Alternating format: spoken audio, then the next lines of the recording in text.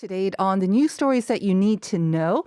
And for those of you who got surprised when I said Angela Chung, because usually Mondays or Friday, it is still Wednesday. We're still in the middle of the week, but she's switching in or swapping in for Chun Sung Cho today. So Angela is in the studio. Good morning, Angela. Good morning, It Sunyan. feels a little bit strange to see you on a Wednesday, doesn't it? Yes, I feel like it's Friday, but It it's does. not. Not quite yet. All right. Just a couple more days, though.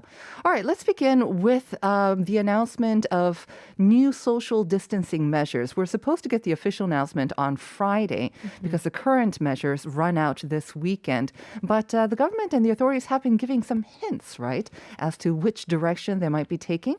Right. Although it's most likely be around 90,000 confirmed cases by today, the government might ease the existing measures slightly while maintaining the vaccine pass system at the current levels.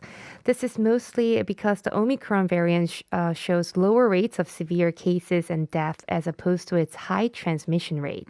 Under the current social distancing measures, private gatherings up to 6 people and stores must close their businesses at 9, but this is most likely be eased.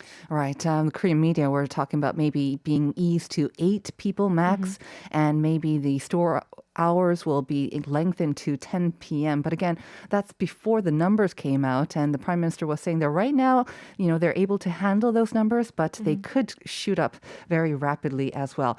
Right. So, of course, they have to consider that and also the impact on businesses. What are they kind of focusing on in revising the current social distancing rules? So Son Young-rae, an official from the Central Disaster Management Headquarters, said the health authorities are collecting expert opinions from all sectors with the aim of announcing a new set of social distancing measures on this Friday 18th. Mr. Son explained various perspectives are necessary as a collective decision. He also added they find it necessary to continue the vaccine pass system, considering cost of effectiveness in achieving our policy goal of minimizing severe cases and death. Right. So despite the unprecedented numbers, we can find some comfort that it seems to be lower in especially the death rate. But what are some of the characteristics that we should be aware of the Omicron variant?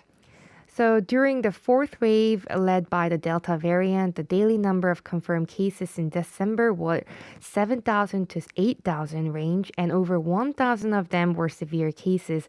So this means more than 80% of the hospital beds reserved for critically ill patients were occupied by COVID patients. On the contrary, although we have over 5,000 cases in a day with Omicron as a dominating one, the number of severe cases remains only at 200 to 300, taking up about 20% of the beds for ill patients.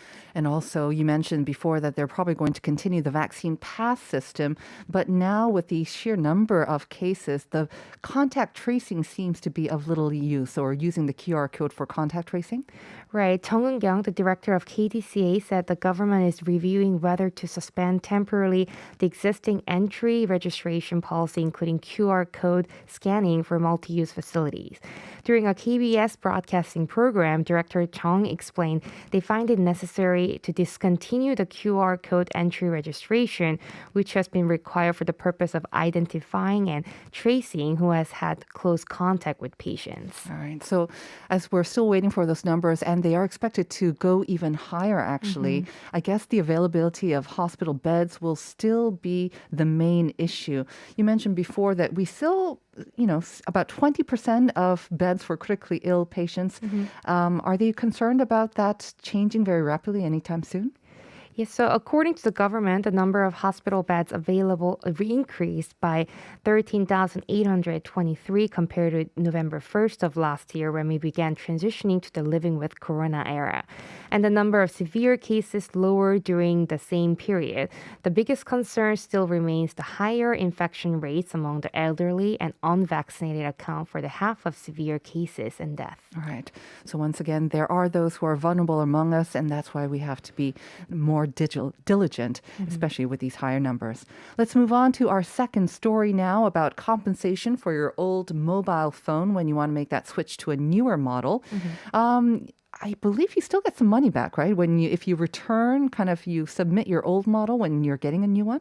Right. I think people still get some money back, but I recently actually changed my phone and You I did. didn't because You didn't? No, but I feel like I probably used my old one for a little too long. Okay. So that's the problem that we have, but I it's going see. to change. So I used to get some money back before, but not this time. The range of phones subject to this benefit was very small, and the amount you get is usually pretty small. But the good news is the Korea Communications Commission has improved the current second-hand mobile phone compensation policy for the better.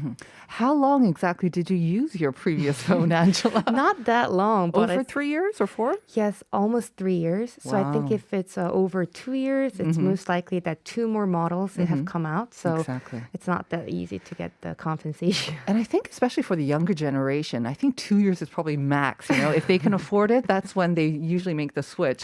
So Right. let's elaborate on the additional benefits.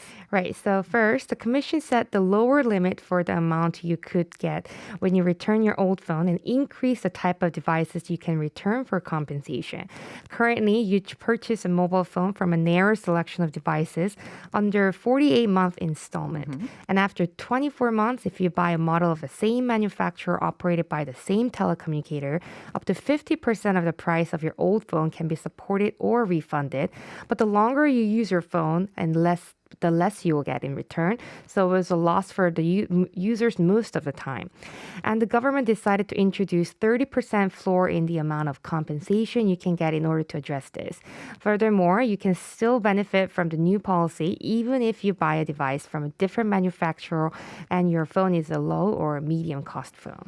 Right. So in addition to the financial benefits, it's just better for the environment so they can recycle these old phones as well. right. And when is this going into effect?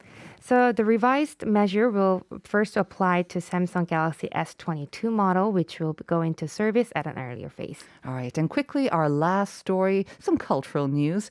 As soon as the pandemic ends, I know a lot of people will be traveling.